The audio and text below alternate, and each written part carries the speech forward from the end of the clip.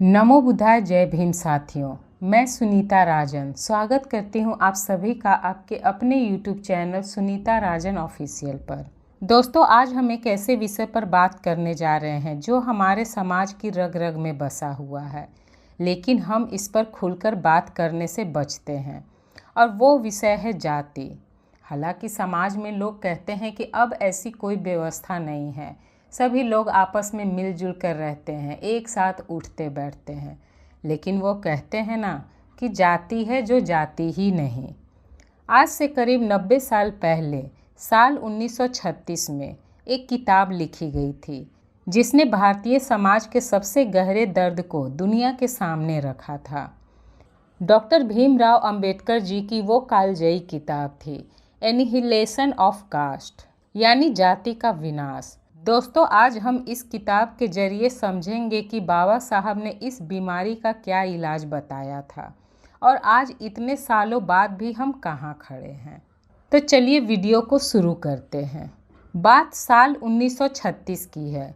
लाहौर में एक संगठन हुआ करता था जिसका नाम था जात पात तोड़क मंडल। उन्होंने बाबा साहब को एक सालाना जलसे में मुख्य भाषण देने के लिए आमंत्रित किया था। बाबा साहब ने अपना पूरा भाषण लिखकर मंडल के पास पहले ही भेज दिया, लेकिन जब मंडल के आयोजकों ने उसे पढ़ा तो वो चौंक गए। उस भाषण में जाति व्यवस्था की जड़ों पर और धार्मिक रूढ़ियों पर इतना तीखा प्रहार था कि आयोजकों ने बाबा साहब से कुछ हिस्से बदलने की गुजारिश की, लेकिन बाबा साहब अपने सिद्धांतों पर अडिग थे। उन्होंने साफ कह दिया, मैं अपने विचारों का एक अक्षर भी नहीं बदलूंगा, यहाँ तक कि कॉमा भी चेंज नहीं करूँगा। नतीजा यह हुआ कि वह कार्यक्रम ही रद्द कर दिया गया। बाद में बाबा साहब ने उस भाषण को अपने खर्च पर एक किताब के रूप में छापा, जिसे आज हम एनिहिलेशन ऑफ कास्ट के नाम से जानते हैं। दोस्तों, इस किताब में बाबा साहब ने एक बहुत ही तार्किक बात कही थी। अक्सर लोग जाति व्यवस्था का बचाव करते हुए कहते हैं कि ये और कुछ नहीं बल्कि काम का बंटवारा है, जैसा कि आप सब भी सुनते होंगे, जिससे समाज सुचारू रूप से चलता है। लोगों का कहना है कि ये जाति नहीं है बल्कि ये काम के हिसाब से बांटा गया वर्ग है, जिससे कि समाज अच्छे से चलाया जा सके। लेकिन बाबा साहब ने इस दलील को पूरी तरह खारिज कर दिया। उन्होंने कहा कि जाति व्यवस्था सिर्फ काम का बंटवारा नहीं करती, यह काम करने वालों का बंटवारा कर देती है। यानी कोई इंसान क्या काम करेगा यह उसकी पसंद या उसकी काबिलियत से तय नहीं होता, बल्कि इस बात से तय होता है कि उसने किस परिवार या किस जाति में जन्म लिया है।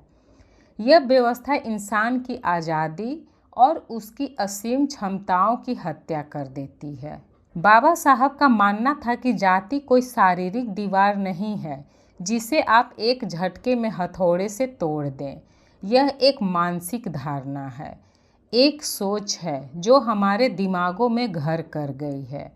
जाति की सबसे बड़ी बुराई यह है कि यह इंसानों के बीच की सहानुभूति और भाईचारे को खत्म कर देती है। जब तक कोई अन्याय आपकी अपनी जाति के व्यक्ति के साथ नहीं होता, तब तक समाज को फर्क ही नहीं पड़ता। जाति ने हमें टुकड़ों में बांट दिया है, जिससे एक अखंड राष्ट्र या एक मजबूत समाज का निर्माण होना नामुमकिन हो जाता है। तो फिर सवाल उठता है कि इस जाति का विनाश होगा कैसे? बाबा साहब ने इसके दो मुख्य रास्ते बताए थे। पहला रास्ता व्यवहारिक था और वो था अंतरजातीय विवाह, यानी कि इंटरकास्ट मैरिज। उनका मानना था कि जब तक अलग अलग जातियों के बीच खून का रिश्ता कायम नहीं होगा, तब तक जाति की ये दीवारें नहीं टूटेंगी। और दूसरा रास्ता था वैचारिक।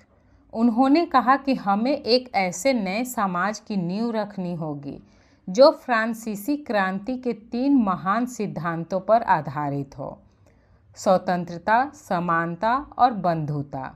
एक ऐसा समाज जहां हर व्यक्ति स्वतंत्र हो, सबको समान अवसर मिले और सबके दिलों में एक दूसरे के प्रति भाईचारा हो। दोस्तों, आज हम एक आधुनिक दौर में तो जी रहे हैं। दोस्तों, आज साल 2026 है। हम चांद और मंगल पर पहुंच रहे हैं, डिजिटल इंडिया की बात कर रहे हैं। लेकिन जब सुबह का अखबार खुलता है और उसमें वैवाहिक विज्ञापनों में जाति की लंबी लिस्ट दिखती है, या घोड़ी पर चढ़ने को लेकर विवाद की खबरें आती है, या पानी पीने के मटके को छू लेने से किसी विद्यार्थी को मारा पीटा जाता है, तो सोचना पड़ता है, क्या वाकई जाति खत्म हो रही है या बस इसका रूप बदल गया है। बाबा साहब की ये किताब आज भी उतनी ही ज़रूरी है जितनी 90 साल पहले थी। इस पर सिर्फ बहस नहीं, बल्कि खुद के अंदर झांकने की ज़रूरत है। दोस्तों, आपको क्या लगता है, हमारे समाज से जाति को पूरी तरह खत्म करने के लिए हमें और क्या कदम उठाने चाहिए? कमेंट बॉक्स में अपनी राय ज़रूर दें। अगर ये चर्चा अच्छी लगी तो वीडियो को लाइक करें और चैनल को सब्सक्राइब करना ना भूलें। हम इस चैनल पर ऐसे ही नए विषय लाते रहते हैं। नमो बुद्धाय, जय भीम।